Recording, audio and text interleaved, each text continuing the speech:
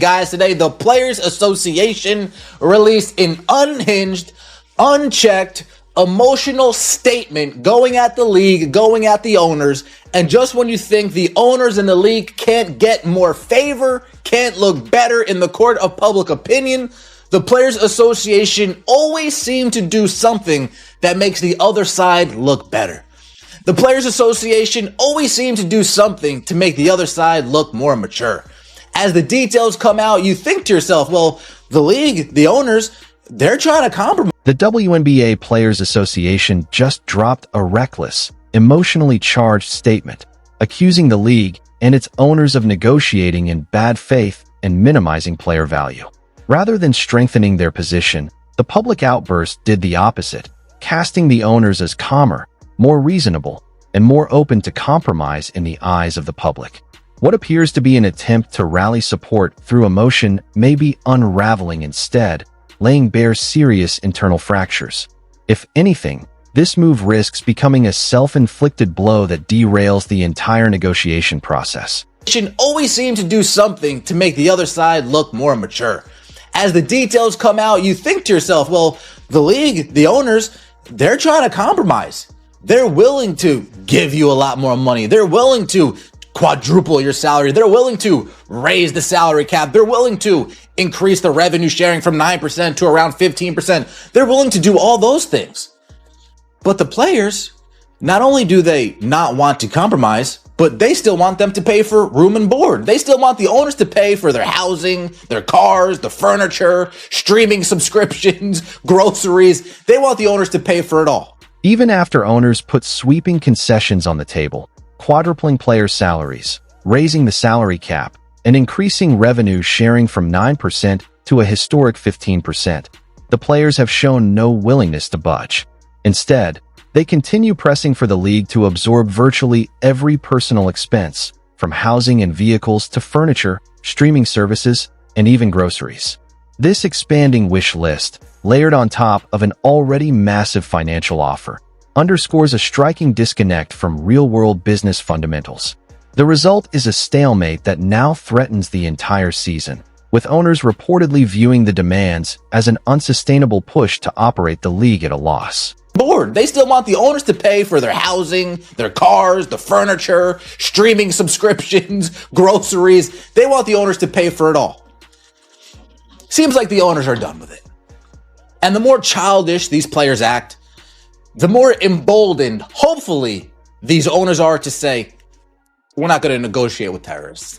Maybe the owners are going to be more emboldened to say, we're done here. We're done. There's court of public opinion that you guys are trying to appeal to people's emotions. We're not playing that. We're trying to run a business here. We're trying to run a business. If you guys want to help us make money, cool. From the outset, the league's initial proposal, and every revision that followed, made one thing clear. Ownership was willing to move meaningfully toward the players' demands, substantially increasing financial compensation along the way. By contrast, the Players Association has shown little interest in negotiating in good faith, remaining locked into an uncompromising, all-or-nothing posture. That rigidity, particularly in the face of such expansive offers, has left many observers puzzled and has only hardened public opinion against them. What's unfolding now is a high-stakes game of chicken, and the players appear to be the ones blinking last. Closer to the middle. All it shows is you guys' lack of willing to compromise. You guys' refusal to actually compromise and deal and negotiate. That's all that we get as fans. We don't see you guys trying to compromise at all.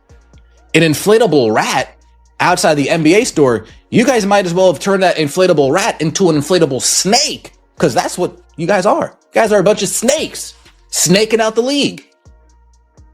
It's the truth. Players deeply care about their fans, the same fans you guys have thrown out because they're laughing at. As part of their protest, the union rolled out an inflatable rat outside the NBA store, a familiar symbol in labor disputes. Instead of amplifying their message, the stunt was widely panned as juvenile and counterproductive. Rather than winning sympathy, it reinforced the growing perception that the players are approaching negotiations emotionally rather than strategically, a misstep that only stiffened the owner's resolve.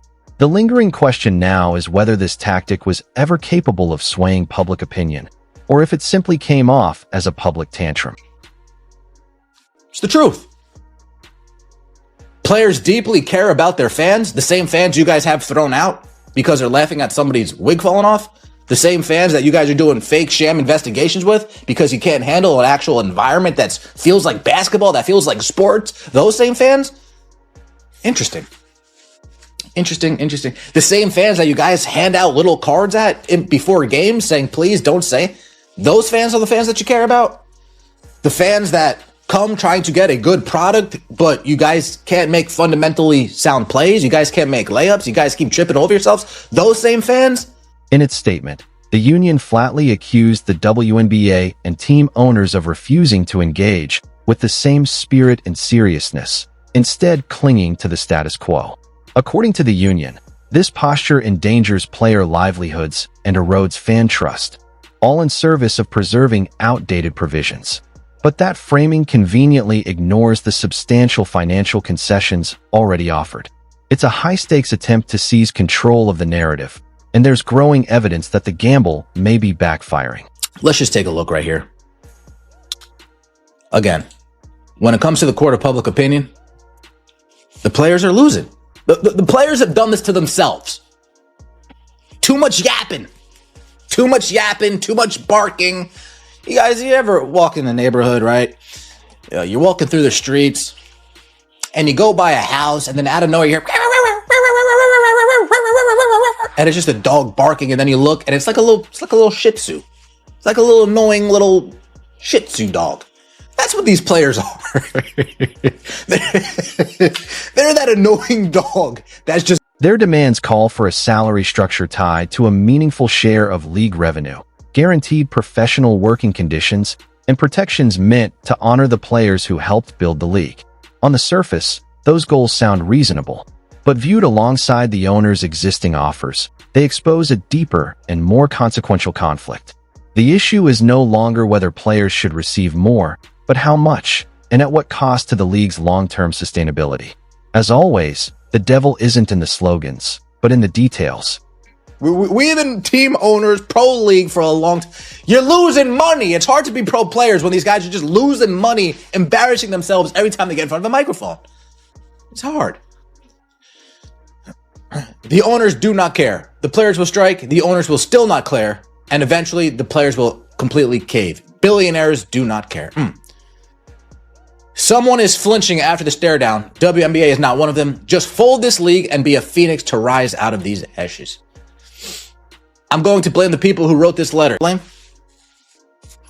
Let me take a sip of this before I blame them. Before I blame these people.